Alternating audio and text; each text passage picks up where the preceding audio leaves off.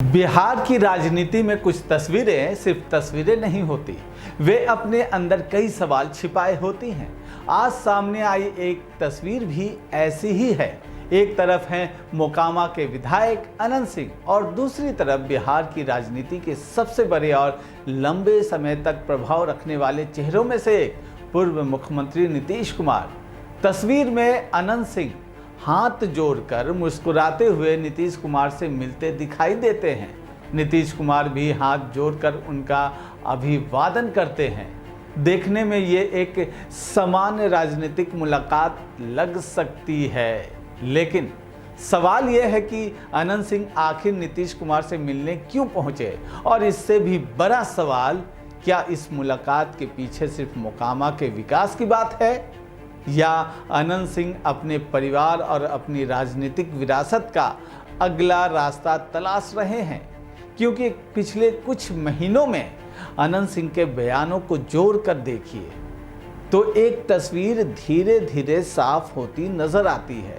अनंत सिंह पिछले कुछ समय से लगातार नीतीश कुमार के पक्ष में बोलते रहे हैं। बांकीपुर में बीजेपी की हार के बाद उन्होंने कहा था कि जनता के बीच ये संदेश गया कि नीतीश कुमार को कुर्सी से हटा दिया गया है और इसी वजह से लोगों में नाराजगी हुई। उन्होंने बीजेपी के बारे में ये भी टिप्पणी की थी कि उसे जीत का घमंड हो गया था। अब सोचिए, एक नेता जो सार्वजनिक रूप से कह रहा है कि नीतीश के हटने का संदेश जनता में गलत गया, जो ये कह चुका है कि नीतीश नहीं तो वो खुद भी चुनावी राजनीति से दूर रहेगा, और जो अपने बेटे को आगे बढ़ाने की बात कर रहा है, वही नेता आज नीतीश कुमार के सामने हाथ जोड़कर खड़ा है। तो क्या ये सिर्फ मुलाकात है या फिर राजनीतिक विरासत के हस्तांतरण की भूमिका तैयार हो रही है? यहाँ एक और महत्वपूर्ण बात है।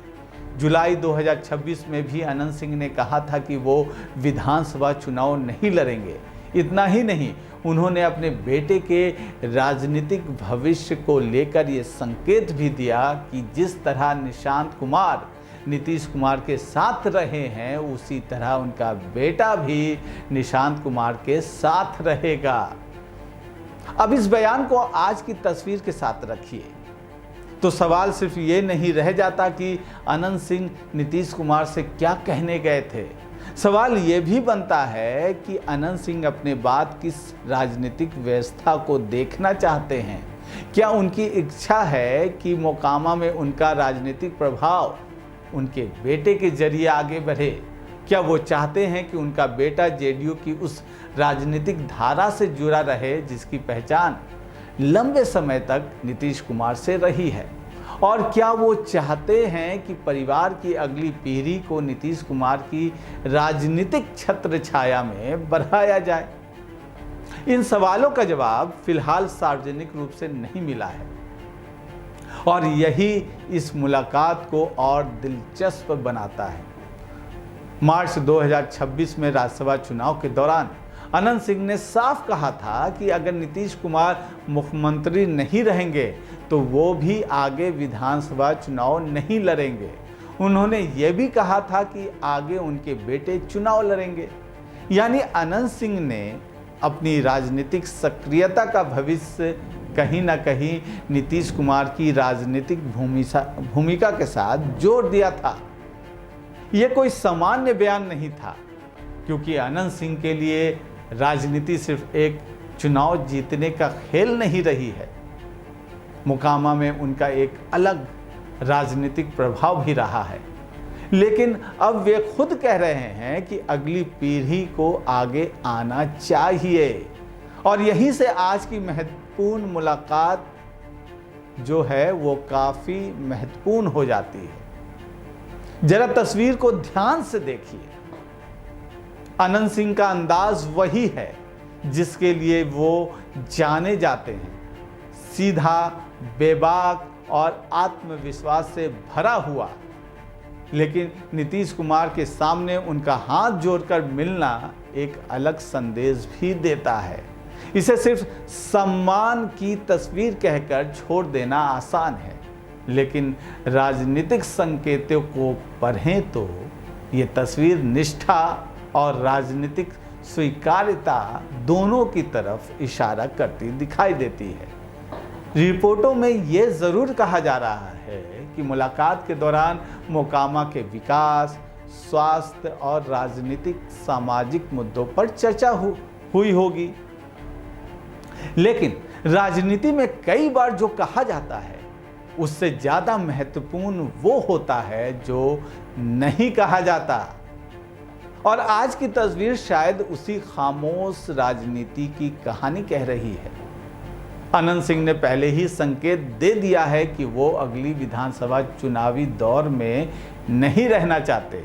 उन्होंने बेटे को आगे लाने की बात कही है, यानी उनकी नज़र सिर्फ वर्तमान पर नहीं बल्कि मोकामा की अगली राजनीतिक पीढ़ी पर है। और अगर उस अगली पीढ़ी को जेडीयू की राजनीति के साथ जोड़कर देखा जाए तो नीतीश कुमार से मुलाकात का महत्व और बढ़ जाता है।